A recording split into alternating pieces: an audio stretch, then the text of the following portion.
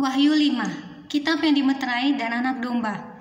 Maka aku melihat di tangan kanan dia yang duduk di atas tahta itu sebuah gulungan kitab yang ditulisi sebelah dalam dan sebelah luarnya dan dimeterai dengan 7 meterai. Dan aku melihat seorang malaikat yang gagah yang berseru dengan suara nyaring, katanya, "Siapakah yang layak membuka gulungan kitab itu dan membuka meterai-meterainya?" Tetapi tidak ada seorang pun yang di sorga atau yang di bumi atau yang di bawah bumi yang dapat membuka gulungan kitab itu atau yang dapat melihat sebelah dalamnya.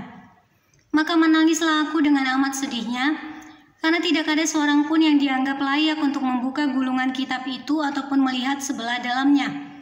Lalu berkatalah seorang dari tua-tua itu kepadanya, "Jangan engkau menangis, sesungguhnya singa dari suku Yehuda, yaitu tunas Daud, telah menang, sehingga ia dapat membuka gulungan kitab itu dan membuka ke-7 meterainya."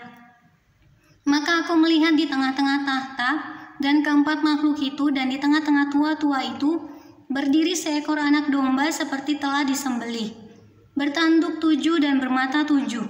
Itulah ke-7 roh Allah yang diutus ke seluruh bumi. Lalu datanglah anak domba itu dan menerima gulungan kitab itu dari tangan dia yang duduk di atas tahta itu.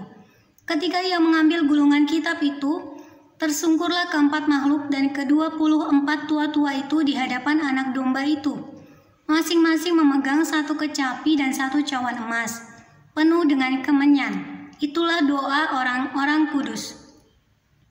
Dan mereka menyanyikan suatu nyanyian baru, katanya, "Engkau layak menerima gulungan kitab itu dan membuka meterai-meterainya, karena engkau telah disembelih dan dengan darahmu engkau telah membeli mereka bagi Allah dari tiap-tiap suku dan bahasa, dan kaum dan bangsa, dan engkau telah membuat mereka menjadi suatu kerajaan, dan menjadi imam-imam bagi Allah kita, dan mereka akan memerintah sebagai raja di bumi." Maka aku melihat dan mendengar suara banyak malaikat sekeliling tahta, suara banyak malaikat sekeliling tahta, makhluk-makhluk dan tua-tua itu, jumlah mereka berlaksa-laksa dan beribu-ribu laksa. Katanya dengan suara nyaring, "Anak domba yang disembelih itu layak untuk menerima kuasa dan kekayaan dan hikmat dan kekuatan dan hormat dan kemuliaan dan puji-pujian." Dan aku mendengar semua makhluk yang di sorga dan yang di bumi dan yang di bawah bumi dan yang di laut dan semua yang ada di dalamnya berkata, "Bagi dia yang duduk di atas tahta dan bagi anak domba adalah puji-pujian dan hormat dan kemuliaan dan kuasa sampai selama-lamanya."